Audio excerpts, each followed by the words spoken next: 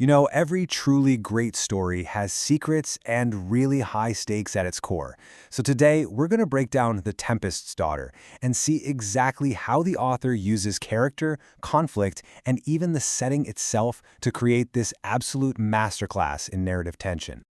Okay, so the story kicks off with this single, powerful sentence. I mean, right away, we know we're dealing with a protagonist who's basically living in a self-imposed exile. It just makes you ask all these questions, right? Who is she? What is she hiding from? And what on earth happened 3 years ago? The whole mystery is set up from that very first line. And this is where we get to the heart of the conflict. And it's all about this incredible duality. Our main character is literally living two different lives. On the surface, she's Mrs. Ashton, this respectable, grieving widow. But the reality? She's Christabel Ashmore, a baron's daughter who is on the run from her own family. This huge gap between her performance and her reality? Well, that's the engine that drives this entire story forward. So you gotta ask yourself, what could possibly push a woman of her standing to take such a desperate, life-altering risk? Well, the first part of the story lays out the stakes, and let me tell you, they are incredibly high. And this is it. This is the moment her whole world just shatters. Christabel overhears her own brother literally arranging to sell her into marriage to pay off his gambling debts. To him, she's not his sister. She's an asset. She's property. And that one conversation just destroys any sense of safety she ever had. So her decision to run, it comes at a massive cost. To get her freedom, she has to completely dismantle her old life. We're talking forging papers, spending every penny of her inheritance, leaving her home. Every single step is just a testament to this incredible resourcefulness that was born from pure desperation. Which, of course, brings us to our next crucial question. I mean, getting out of England was one thing, but surviving a dangerous ocean voyage? That presents a whole new set of challenges, and, as you'll see, introduces some new players to the game. So now we're on the ship, and this is where the setting itself basically becomes a character. The ship is this confined floating world where secrets are incredibly hard to keep, and new alliances, well, they're forged out of sheer necessity.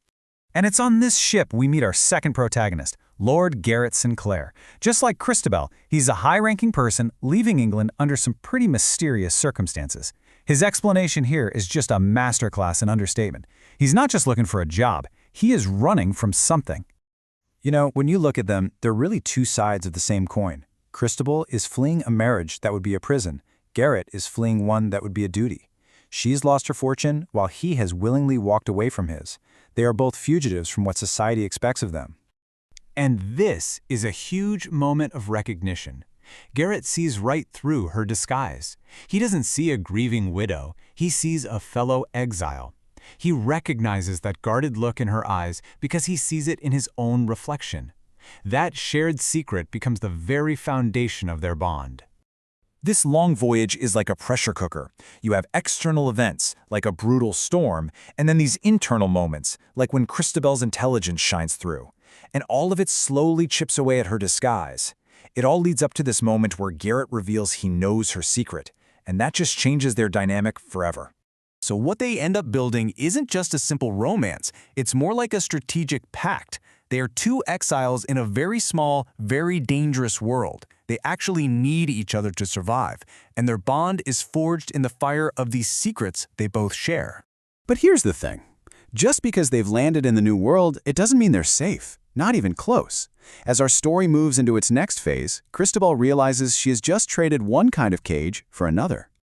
Right when Christabel thinks she's found a safe place, she meets Helena Ashford, the matriarch of Ashford Hall. And with a single sentence, Mrs. Ashford completely demolishes Christabel's disguise and seizes all the power in their relationship, just like that. So this sets up the new reality of her life. Ashford Hall is a sanctuary, sure, but it's conditional.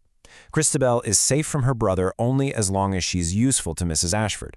So she's not a fugitive anymore, but in a very real way, she's now a captive. Her freedom has strings attached. And you know, even with this constant threat hanging over her, something that almost looks like a life begins to take root. She finds real purpose in tutoring Caroline, and a relationship with Garrett deepens. But it's all built on this foundation of lies, and it's completely dependent on the goodwill and the silence of Helena Ashford. But of course, you know how these stories go, right? The past never, ever stays buried forever.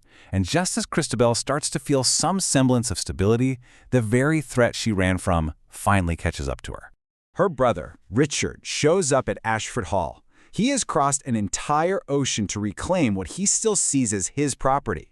The conflict that's been bubbling under the surface this whole time now just explodes right out into the open.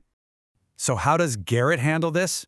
Not with a sword, but with strategy. It's a brilliant power play. By publicly claiming they're betrothed, he puts Christabel under his legal protection.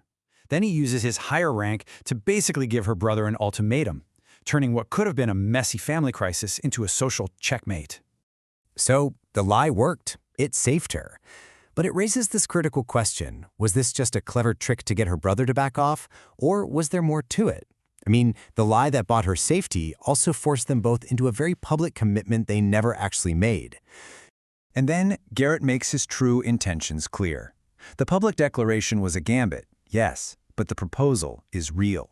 He's not doing this out of some sense of obligation. He wants to marry her because he loves her. He's taking the lie he told to save her and asking her to help him make it their new truth. But, and this is so important, Christabel doesn't just say yes. She negotiates. She comes back with her own terms for a marriage that is not some traditional arrangement, but a modern partnership. She demands a role in running the estate, she wants to continue her work, and she insists on equal education for any future children. This isn't a rescue, this is the formation of a team. And that really brings us to the resolution. They're in this new world, free from England's rigid rules, and they decide they're not going to play by the old ones. They use their freedom to build something totally new, transforming a lie that was born of desperation into a truth that they chose together, built on love and mutual respect. And that leaves us with this one lingering question that's really at the heart of the story. Okay, they've won this battle, they've carved out this space for themselves, but it makes you wonder, doesn't it? Is any sanctuary really permanent? Can the past ever truly be left behind for good?